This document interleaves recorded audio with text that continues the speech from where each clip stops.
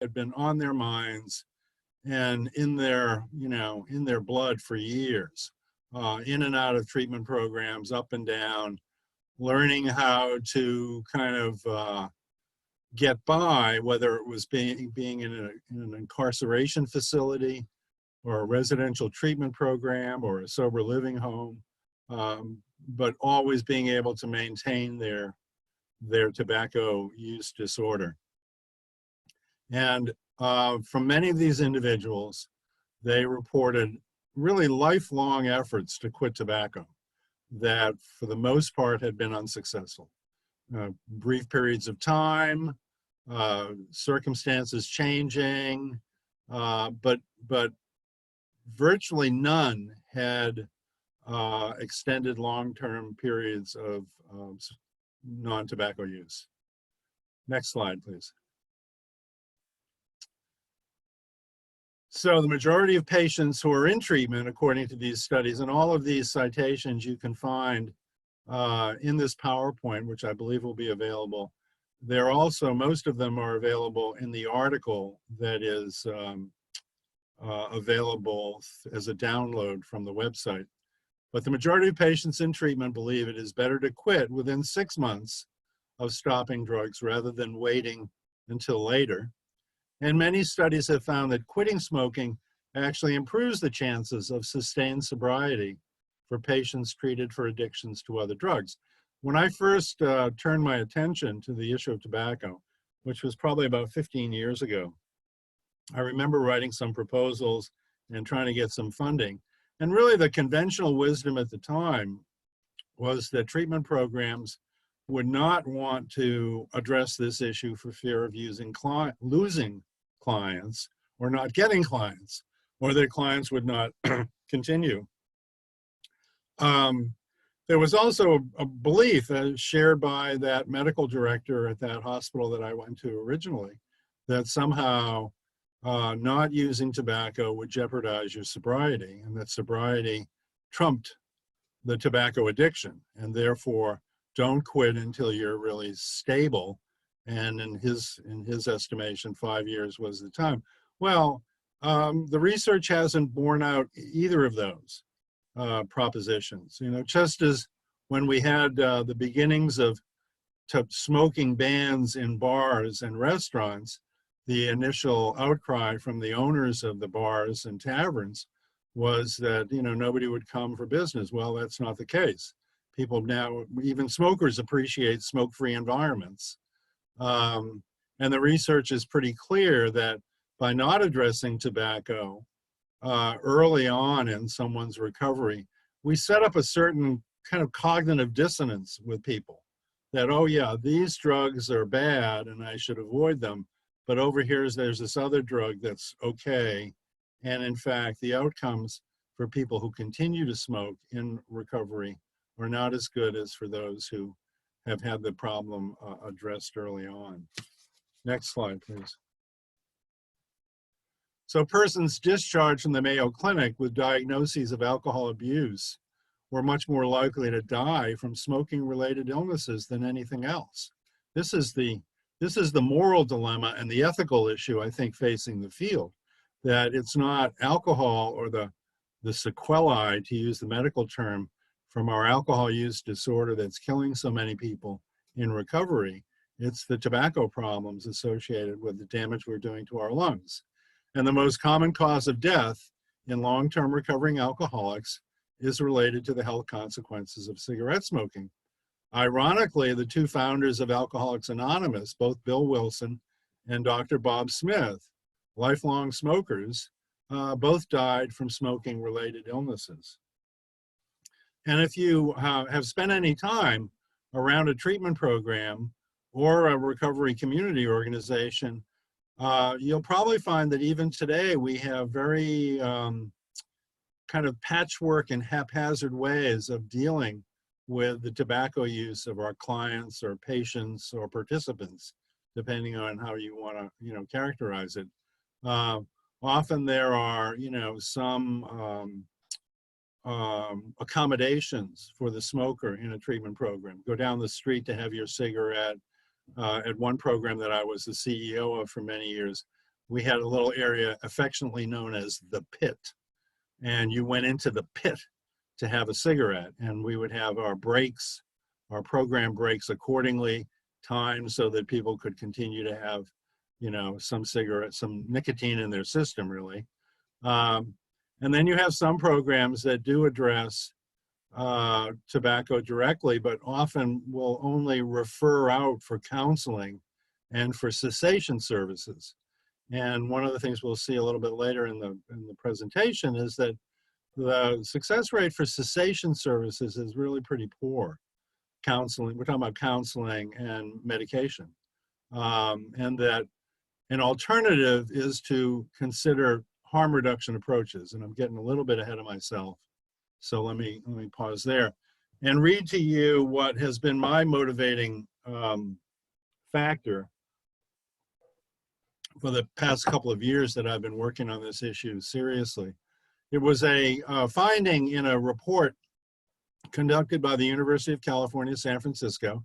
It's a researcher there named Joe Gaidish, who's done an awful lot of work within the treatment environment, and also not just tobacco treatment, but addiction treatment. And after doing a meta-analysis of the studies that were available at the time, I think it was 2018, and I guess I forgot to put that date there. Oh no, it was 2011. His conclusion was the very high smoking rates reported in addiction treatment samples warrant significant, organized, and systemic response from addiction treatment systems, from agencies that fund and regulate those systems, and from agencies concerned with tobacco control. And in the kind of the first few years of my kind of participation in this issue, my mindset was, yeah, we ought to be helping people quit. We ought to be helping people quit. And I got changed around some from an experience that occurred in the city of Philadelphia that I'd like to share with you. And in some ways, the turnaround for me was very similar to the turnaround that I experienced about 25 years ago when I first heard the term harm reduction. Let me pause a minute here to kind of give you a little history. Some of you may remember an organization called Join Together, which was pretty active in the alcohol and drug field for many years. In the early days of our funding, when we were really just putting together our brochures, we weren't building a website because websites didn't exist. We barely had email. And in one of our brochures, we had written the phrase, reducing the harm from substance abuse. Okay, we were still in the substance abuse world. And we started getting these letters and telephone calls from people kind of on the conservative side of the spectrum in the alcohol and drug and human services field. And they were very annoyed that we were using this term, reduce the harm. And I and my colleagues at the time were like, what's this about? I don't know what did we do wrong? And I learned pretty quickly that harm reduction was a controversial practice. We had yet to have the syringe exchange wars. We had yet to have a lot of the issues regarding harm reduction. And we were pre-HIV/AIDS at that point too. Anyway, I started attending some of the harm reduction meetings in the Bay Area. There was a national conference. It was actually the first annual harm reduction conference in the United States. And I remember going to this meeting, and there I found hundreds of young people, for the most part, very energetic, very idealistic, and nobody from the alcohol and drug field, except me. And during the course of the 2 or 3 days that I attended workshops, I heard a lot of these young people identify me and my colleagues as the problem. And they saw us as the problem because we consistently opposed needle exchange programs, syringe exchange programs, And they thought we were, contributing to the AIDS epidemic and the transmission of sexually transmitted diseases. And the more I learned from these individuals, not just at this conference, but subsequently, the more I came to realize that from my perspective and from the point of view of a harm reduction kind of paradigm, everything I was hearing was making a lot of sense. And I began to kind of talk to people within the alcohol and drug field about this issue of harm reduction. And I found a lot of support, but I found a lot of people who weren't willing to be vocal and public about their support. And I was vilified from some quarters. And I think in some ways we're kind of doing the same thing by saying only smoking cessation, only abstinence from cigarettes and abstinence from e-cigarettes and products like snus, nicotine replacement, is the gold standard, and we should not allow for anything short of that.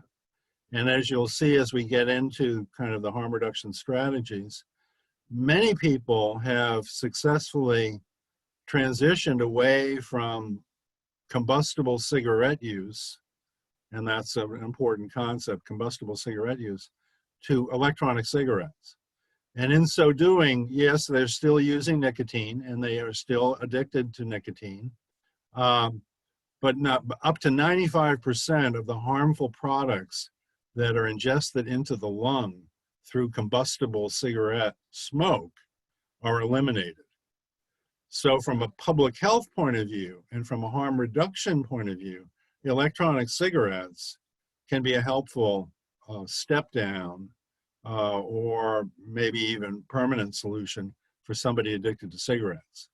And we'll talk about that more, and there'll be time to kind of digest that. But so back when I was still, kind of a loyal soldier, thinking that abstinence from cigarettes is really the only way to go, and that all alcohol and drug treatment programs ought to have a 100% abstinent environment and have aggressive approaches for people to quit smoking while they were in treatment, or maybe even as a prerequisite to coming into treatment.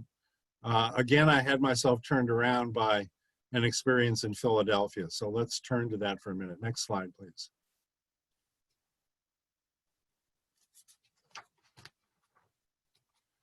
Okay, the city of brotherly love. The next slide, please. The Behavioral Health Authority in Philadelphia is well known for its leadership for pioneering recovery-oriented systems of care. And effective January 1st, 2019, the agency initiated an aggressive policy to address the problem of nicotine addiction among those receiving substance use disorder services in contracted facilities. The policy covered 9 detox facilities, 32 short-term rehabilitation programs, 31 long-term rehab programs, and 8 halfway houses. Next, please. David T. Jones, who was the commissioner at the time, was a passionate proponent of the policy, and I interviewed him for an article I was writing. Told me that he believed that aggressively addressing tobacco addiction will dramatically improve all treatment outcomes. A quote from that article was that smoking among Philadelphians who have a substance use or alcohol problem is at 69% and 48% respectively. By comparison, smoking among Philadelphians not using drugs or alcohol hovers at around 22%. Tobacco use kills more of our citizens than both opioid overdose and gun violence together. Pretty dramatic numbers, calls for pretty dramatic action. Next, please. But there is a strong harm reduction community in Philadelphia, and they took exception to this ban on tobacco use in addiction treatment programs.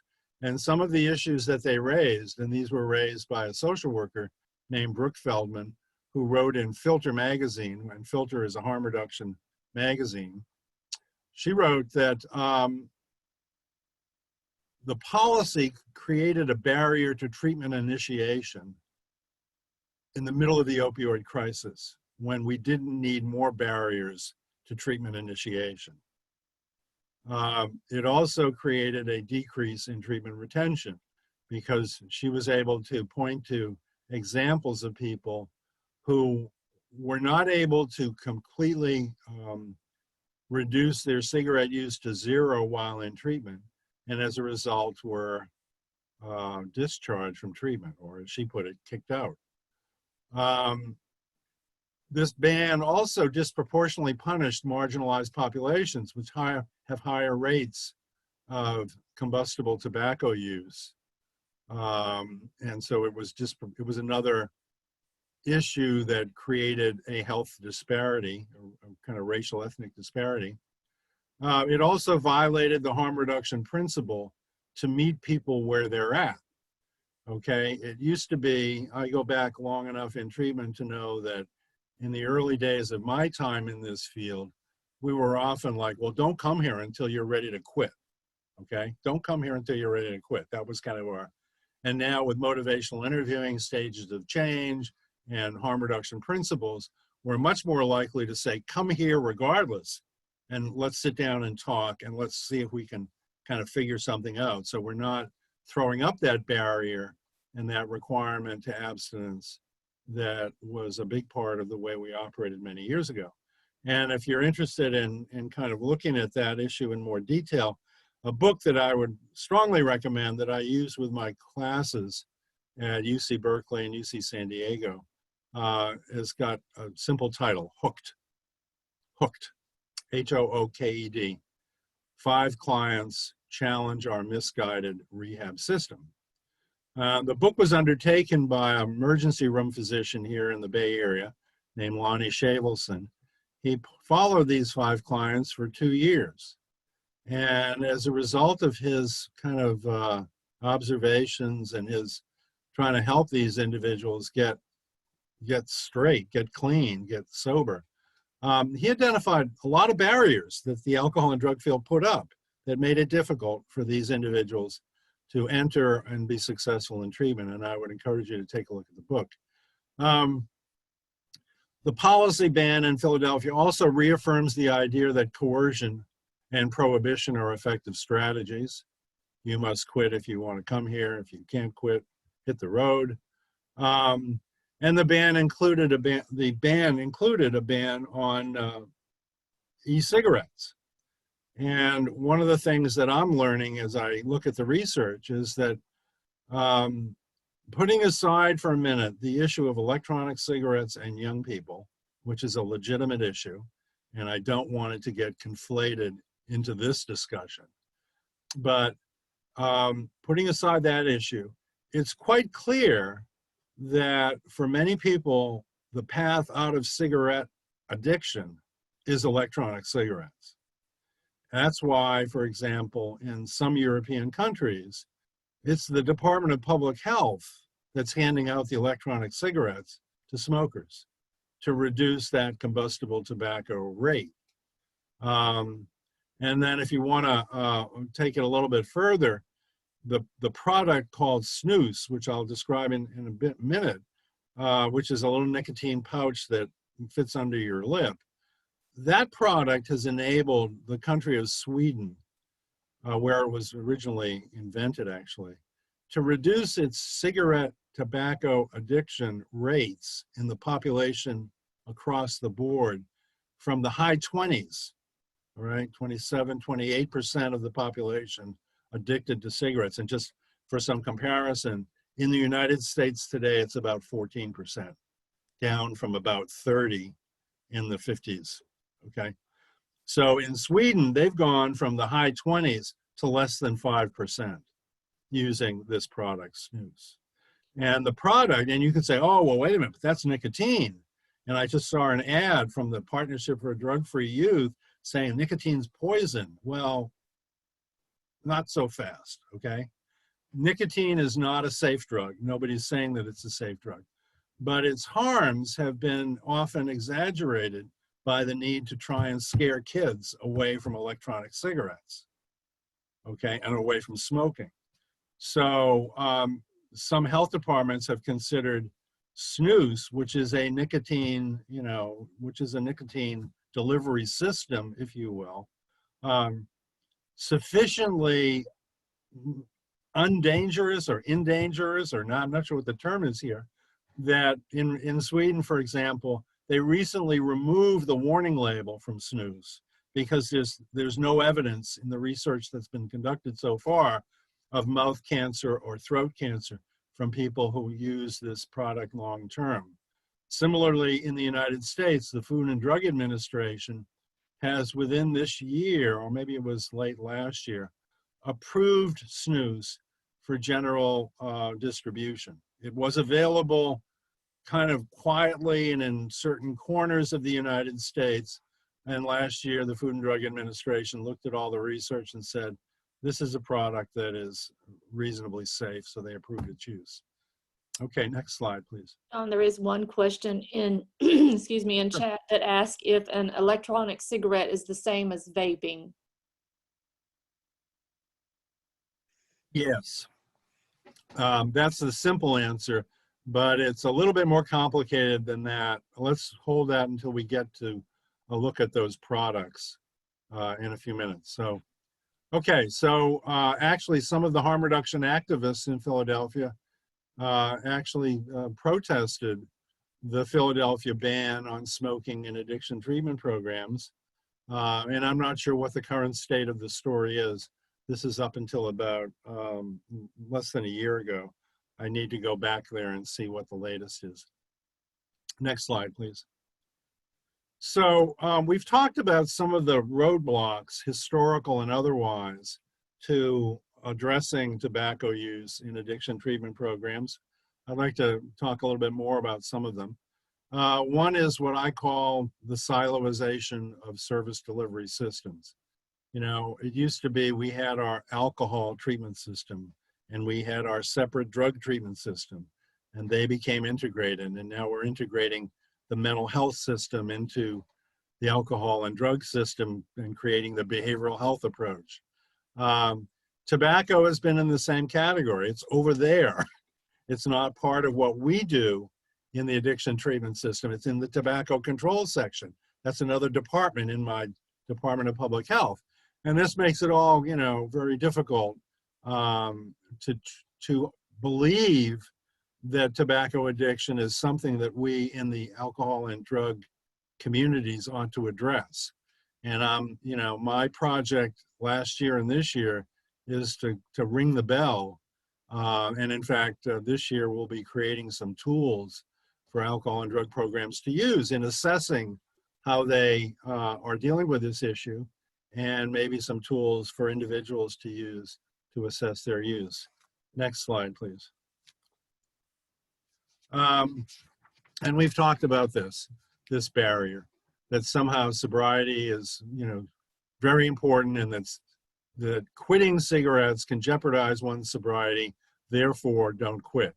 And probably, I don't know what my situation would have been if Norwood Hospital had said, well, you have to quit now.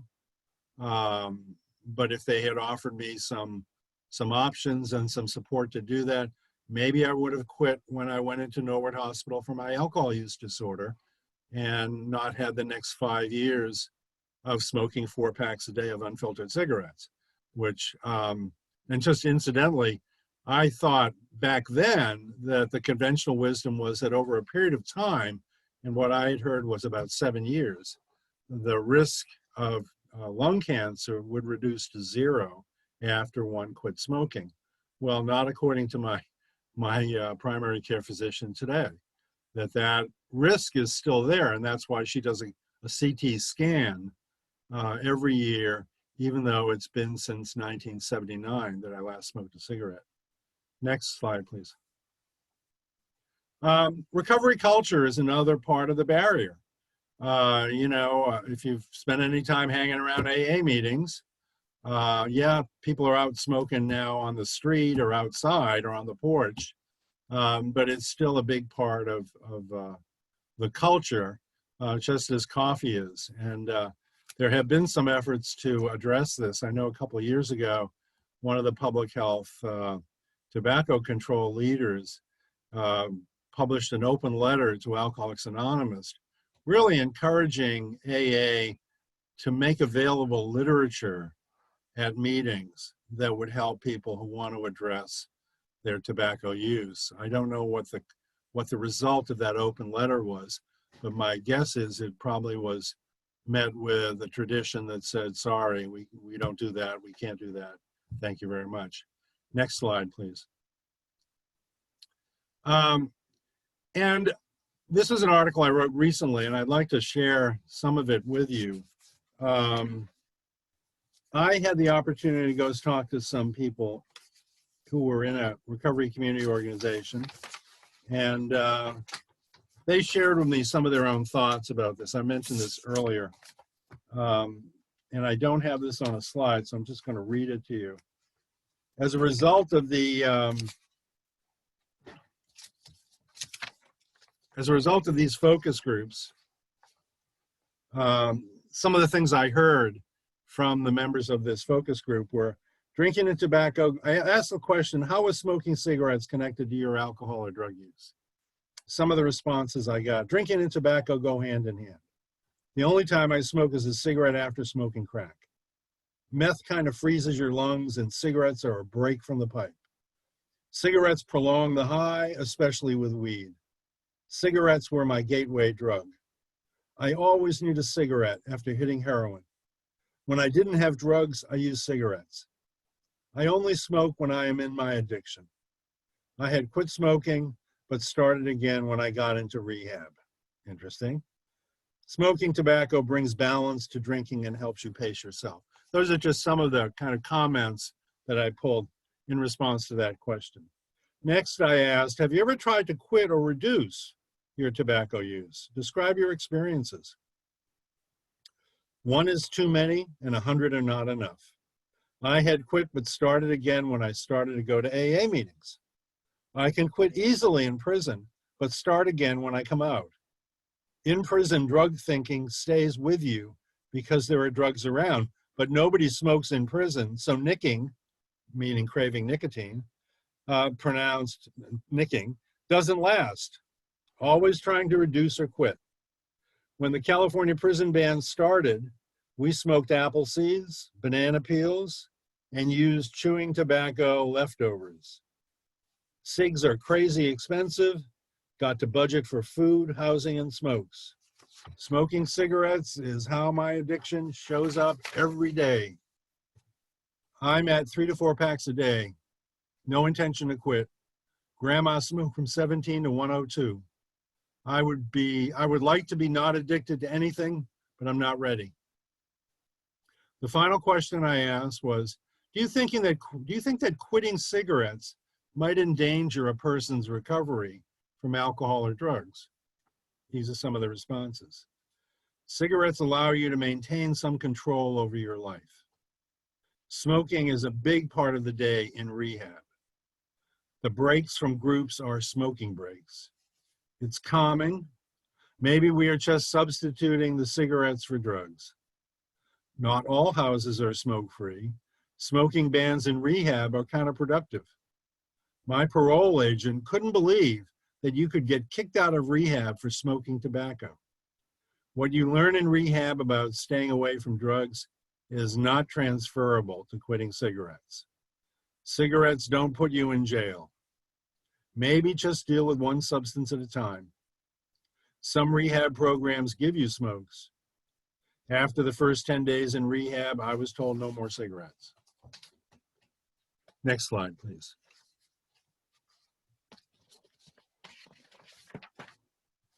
So, what I would encourage you to do is a couple things before we talk about harm reduction strategies, and then we'll open it up for questions.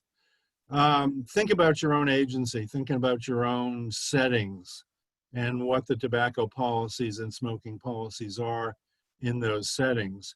One of the products we will develop this year is an organizational audit instrument or assessment instrument that will allow programs to really identify where they are on the spectrum. We've identified about 11 different levels of addressing tobacco use in addiction treatment programs.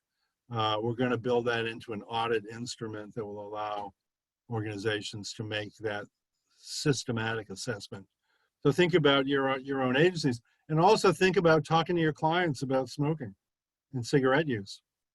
And as I did when I did these focus groups, it was really an eye-opener to recognize that all of these individuals were having varying levels of success in dealing with their drug addiction or their alcohol addiction. But almost to a person, they were reporting no success in dealing with their tobacco addiction. And, you know, if we don't take that seriously in the alcohol and drug field, well, let me not finish that sentence, but we should take that seriously. Next slide, please. So tobacco harm reduction is a public health strategy to lower the health risks associated with using nicotine. As an example of the concept of harm reduction, a strategy for dealing with the abuse of other drugs. Smoking tobacco is widely acknowledged as a leading cause of illness and death. However, nicotine itself is not very harmful, as inferred from the long history of use for nicotine replacement therapy products. Thus, tobacco harm reduction measures have been focused on reducing or eliminating the use of combustible tobacco by switching to other nicotine products. Next slide, please. And here are some thoughts about nicotine. People smoke for the nicotine but die from the tar, from a researcher named Mike Russell. A behavioral psychologist writes, should we really be that bothered about addiction in and of itself if it doesn't come with any substantial harms? And this is an issue that has, I think, kind of, bedeviled and provoked the alcohol and drug field.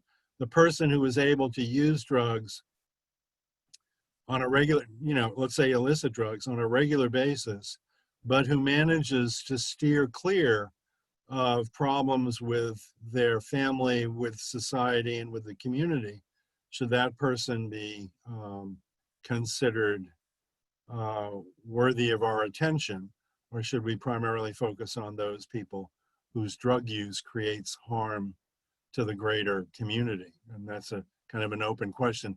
When I teach my course called Cultural, Social, Historical Overview of Alcohol and Drug Problems, one of the thought experiments we struggle with is that theoretical person, although I think there's some evidence that it's more than theoretical, who is a weekend heroin user, but during Monday through Friday works a job, goes to work, participates in our society, but goes home on Friday night, and instead of picking up the cocktail or the bottle, uses heroin, and then Sunday afternoon begins to clean up and go to work Monday morning, and does this year after year after year. How do we make sense of that individual? Yes, they're addicted, but no, they're not running afoul of the criminal justice system because they're staying indoors and they're not, harming somebody else. So in that thought experiment, we often have these counselors in training that I teach kind of really wrestle with that. What is it we're supposed to be doing? So, okay. Then the third item here is this issue, this product called snus, which is now available in a lot of places. And, one of the policies that might run afoul of something like snus is, well, okay, this is a small amount of nicotine in a little pouch that goes in your mouth and gives you basically the same drug reaction as a cigarette. The nicotine in that cigarette has the paradoxical effect of stimulating and relaxing people at the same time. I mean, this is why people smoke cigarettes. They get, depending on the setting they're in, depending on their mindset, they're relaxed by it or they're energized by it. Many people feel that nicotine helps cognitive processes, and there is some research to indicate that that's true, that nicotine does, like Adderall, get your brain going better. So, can we live with that? Can we have somebody in a treatment program who's got a nicotine pouch in their mouth, who's trying to quit smoking 3 or 4 packs a day? Or do we keep them out and say, sorry, you have to be 100% completely tobacco free in order to participate in this program? Next slide, please. So, a few other thoughts. Cessation approaches have high failure rates.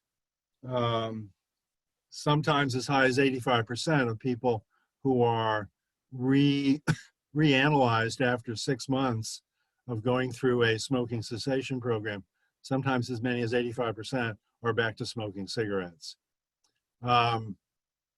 Surveys carried out from 2013 to 2015 in the United Kingdom and in France suggest that, on the contrary, the availability of safer alternatives to smoking is associated with decreased smoking prevalence and increased smoking cessation.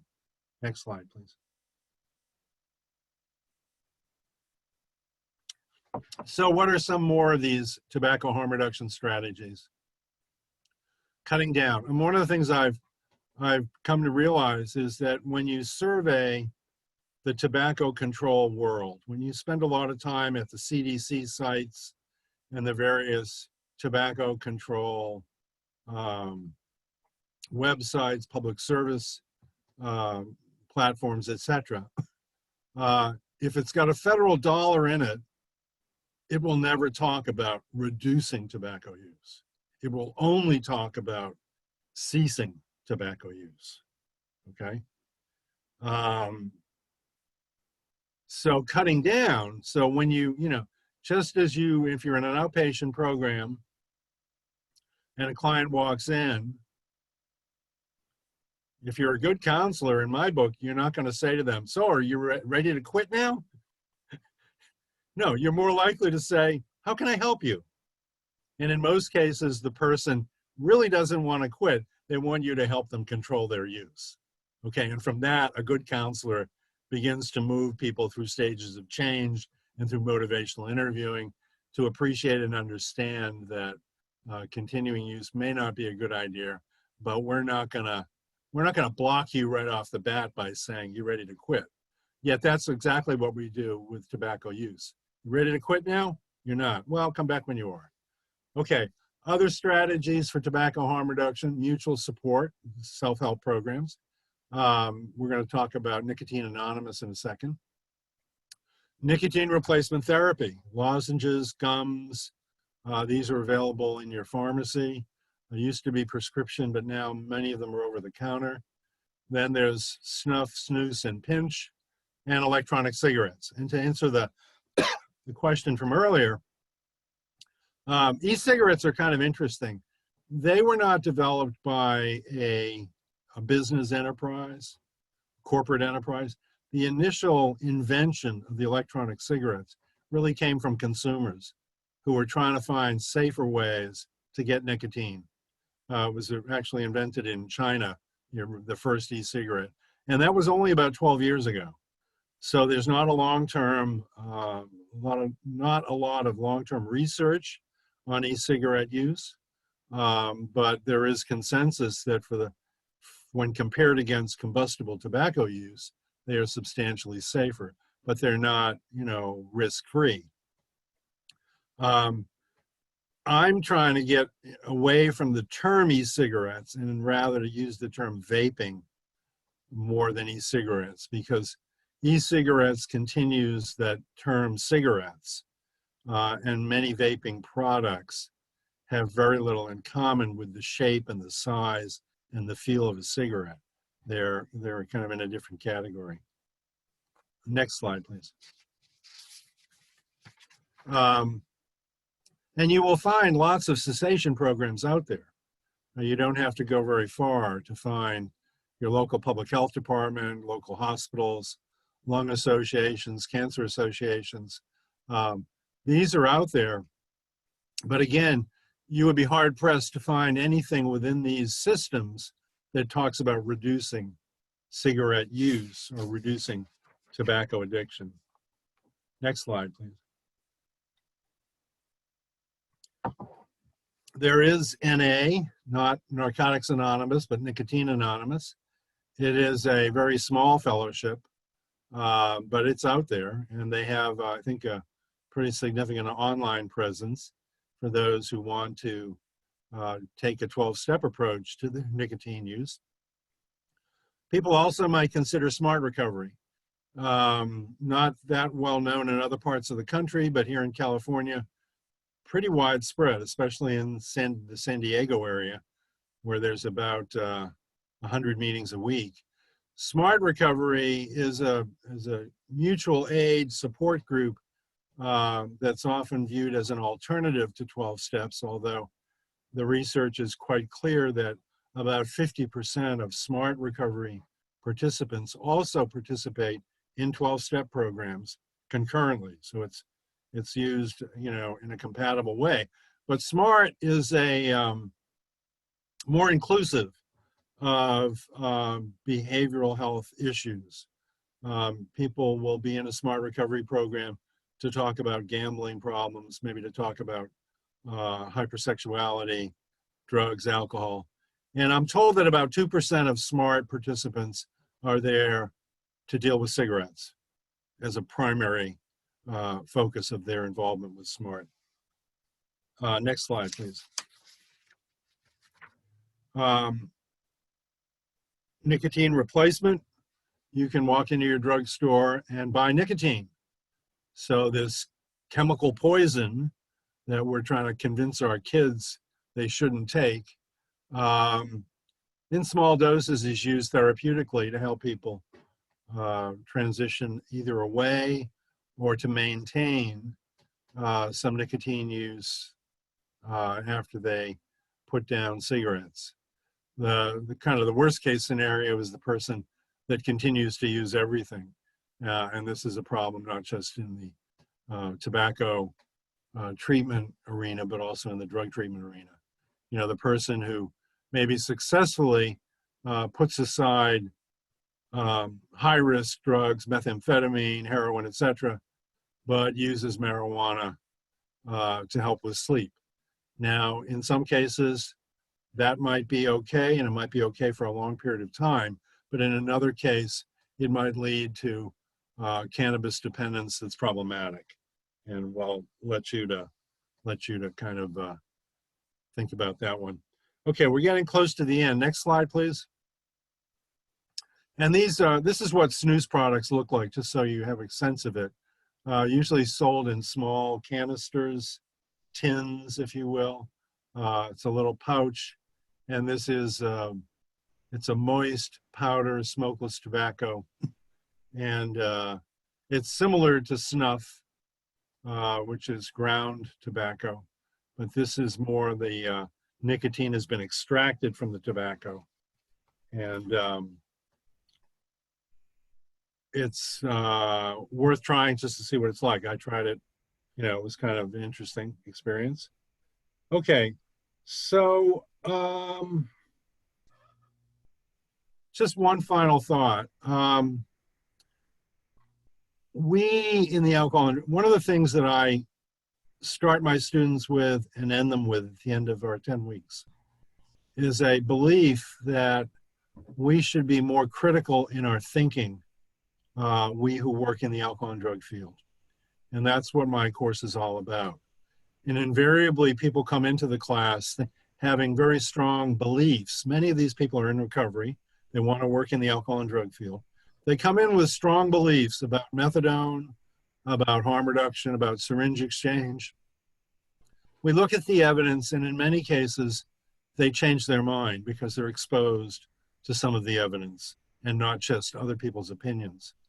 We had a situation like this occur in the tobacco harm reduction world last year, in 2019, we saw, I think starting in about July, a lot of people having serious lung problems who were using electronic cigarettes, i.e. vaping. And a lot of these people were young. And after this period of epidemic, if you will, where I think a total of 1,700 young teenage type people had serious lung problems and some deaths. Looking back on how the public health community approached that was, I think, in many ways a lesson in what not to do. Because what the public health community, the conclusion they jumped to was, aha, vaping is bad. We've known this all along. Now it's killing people. And you began to see news accounts of the Center for Disease Control and other public health authorities pointing and saying, everybody should stop vaping now. It's bad. Okay, well, there was no regard there for the people who'd already left tobacco cigarettes and were using electronic cigarettes safely to continue their kind of journey away from cigarettes. And there was no concern about the fear that some of those people might return to cigarette smoking. It was all about the building is burning down, stop vaping. Well, now that all the results are in, it turns out that it wasn't vaping and it wasn't e-cigarettes that was harming those young people. It was a particular additive put into black market CBD liquids that kids were buying on the street, putting into their pens and smoking, that was creating what's known as EVALI. EVALI stands for e-cigarette, vaping, and lung illness. And so that now we know that it was a very kind of small slice of e-cigarette users and vapors who were using this product. I think it was called vitamin E acetate. And the people who were creating these liquids in the black market, selling them on the street to, you know, gullible teens, that's where it was coming from. It wasn't coming from the products that you buy in a vape store from manufacturers, etc. So we need to be careful, not jumping to conclusions, not conflating the youth, and clearly we have a problem with young people picking up electronic cigarettes. That's a separate issue and needs to be addressed seriously, but separately from adult e-cigarette use. So I'm going to kind of pause there. Next slide, please. We'll give you some information about how to contact me. I would also recommend you download the paper. The paper was published about 6 months ago. It appeared in Addiction Professional. There is an online version of it. I don't know if the what you download is the link or the actual paper, but if you have any trouble finding it, let me know and I'll get you the link. But so I've been talking now for about 55 minutes. My voice is pretty much shot. Let me pause there and see if we've got some observations or questions.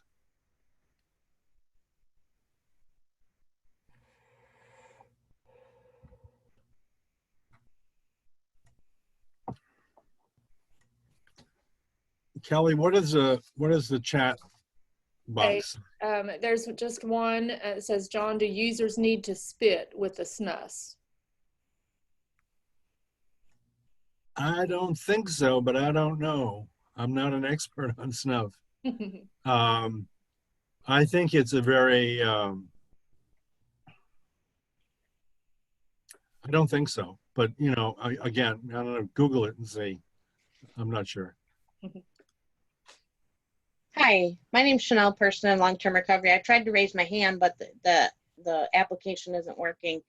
I just wanted to say that this presentation was very informative, and it's really confirmed everything that I've personally experienced and that I've thought for a very long time, but didn't really have the evidence to back it up or to support it, and encourage my recoveries to practice harm reduction and possible cessation of smoking. I'm definitely gonna be more mindful of different techniques and different things that I can do, because to me, smoking is just the same as a substance use disorder in as far as the processes of change. People go from I don't want to quit smoking at all to, well, maybe I want to quit smoking, to, well, maybe I should see if there's some way I can quit smoking, and then going to, yes, I want to quit smoking, kind of thing. And for me, it was, I was on medication assisted recovery for 7 months, and I quit smoking tobacco, combustible tobacco, because I was severely ill with respiratory issues. And I, shortly after quitting, I relapsed on substances. But when I relapsed on substances, I said, I will not smoke a cigarette, because I know if I do, I will be smoking again and I will be just as sick as I was before. And then I quit all the substances, and I've sustained recovery now for 5.5 years, which is the longest sustained recovery I've ever had, being substance and tobacco free. Good news. Well, my hope is to, create some ripple effects within the alcohol and drug field around this issue. I've been around long enough to know that innovation within the alcohol and drug field comes slowly, and change comes pretty slowly. And I think we're at the point now where it's going to be harder and harder to look the other way when it comes to cigarette use. And I hope to, continue to call attention to this, continue to create some tools, and really identify people who are interested in this issue, who want to join me in a national network, which is how things change in this field. That's how the recovery movement started. Just to get in touch with me, we're going to be creating an email list on my website, which is not in operation yet, but will be in the next several weeks. And it'll be essentially a tobacco harm reduction website for people in the alcohol and drug field to connect with, get information about, share information among each other, so that we move from the looking the other way to creating environments, whether they're RCOs or treatment programs, that support people in their interest in reducing or quitting their cigarette use. Okay, John, a couple more questions. One is, are there any health consequences from using nicotine alone, as in the pouches? Yes.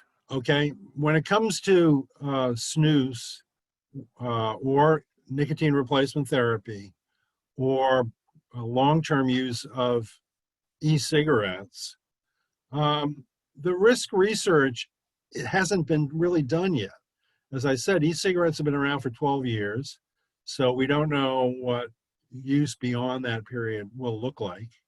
Maybe that, in another 10 years, we'll say, well, after 20 years, there's this is what happens to the lung. We just don't know that stuff yet.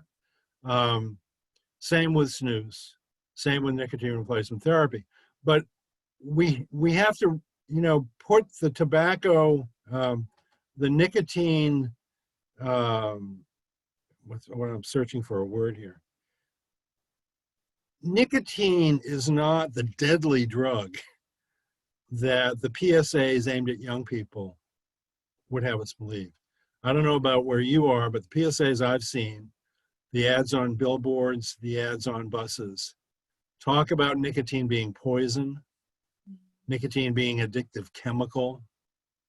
And yes, it's those things, but only in extremely large quantities, okay? And in fact, I've got a paper here from about 40 years ago that tries to go back in time to look at kind of the vilification of nicotine. And basically, this article argues that there was some research done a long time ago where, large doses of nicotine were basically injected into rats and they died. And that's why we now talk about nicotine being a poison.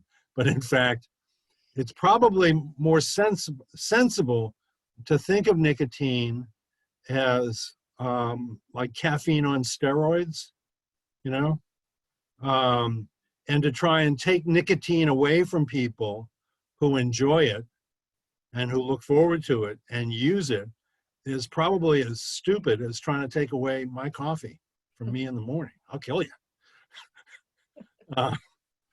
But, you know, the public health drumbeat from the federal, you know, public health community is nicotine's bad. Say anything positive about nicotine and we'll come after you. Just like we did when you said, you know, I wrote 25 years ago, I wrote a book on spinal cord injury and people in recovery.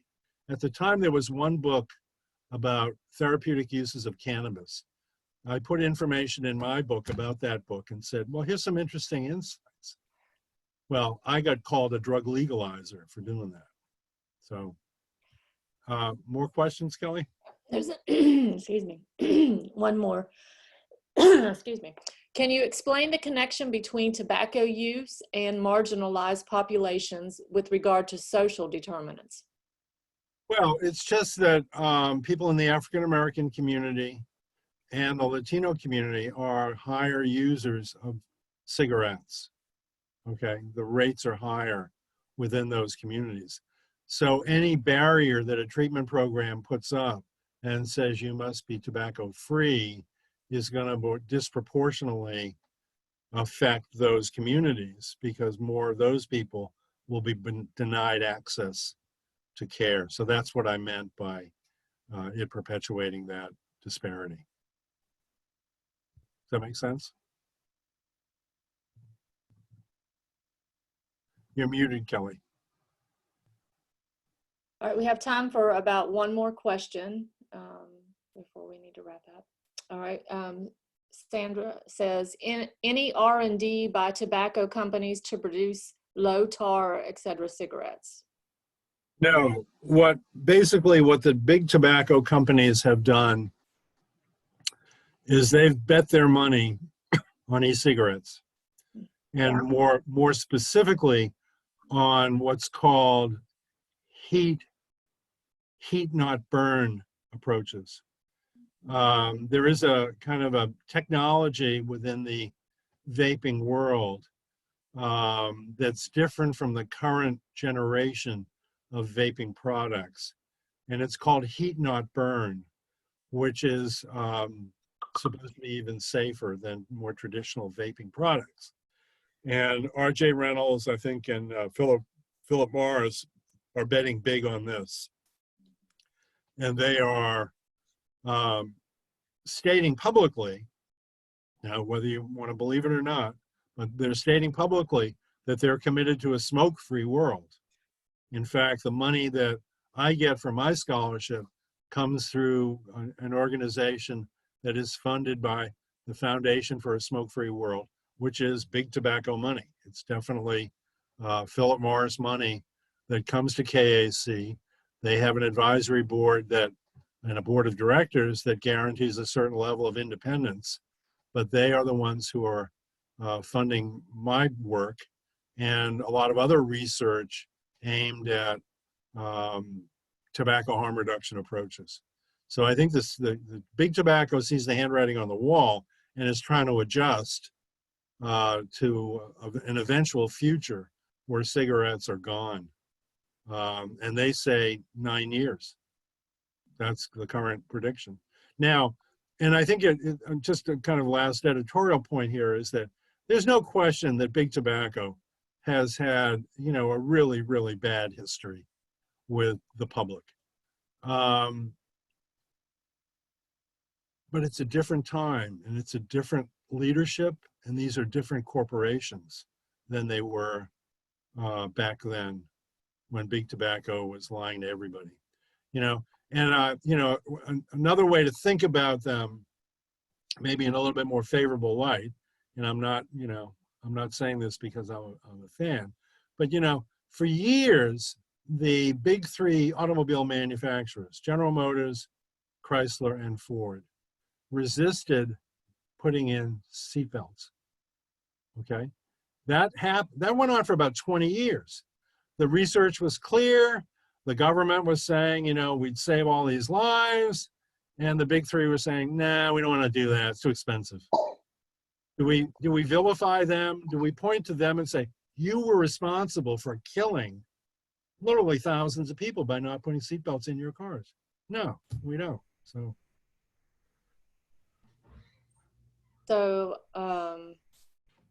so not ethical conflict for you, Kristen asked. Indirect funding from tobacco companies. I imagine you have gotten pushback because of that. I can see the analogy.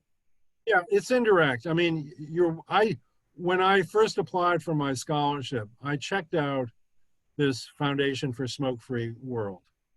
And then I checked out KAC, which is a program of the foundation.